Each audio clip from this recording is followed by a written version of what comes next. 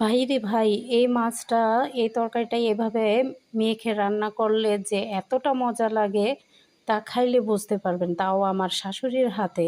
চলুন রেসিপিটা শুরু করা যাক। এখানে আমি পেঁয়াজ, কাঁচামরিচ, টমেটো, ধনেপাতা সব একসাথে কেটে নিয়েছি। আম্মা প্রথম এখানে পেঁয়াজ কুচি দিয়ে সব মশলা, সরিষার তেল, হলুদের গুঁড়ো সামান্য পরিমাণ দিয়েছে, মরিচের গুঁড়ো অল্প দিয়েছে, কাঁচামরিচ কুচিটা বেশি দিয়ে সব একসাথে মেখে নিচ্ছে।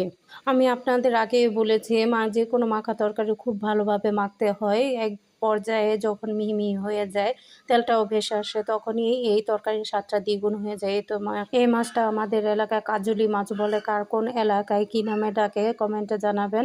এই তো আম্মা খুব ভালোভাবে মেখে এখানে পানিগুলো দিয়ে, সামান্য পরিমাণ ঝোল থাকবে এটার, মাছটা দিয়ে ভালোভাবে মেখে নিচ্ছে মশলাটার সাথে। মাছগুলো দিয়ে মশলাটার সাথে ভালোভাবে মাখা মাখা হয়ে গেলে এখানে পরিমাণ মতন দিয়ে দিবে ঝোল। এরপরে আমি 5 মিনিট রান্না করে ধনেপাতা দিয়ে নামিয়ে নেব আমার শাশুড়ির হাতে কাজুলি মাছের রান্না।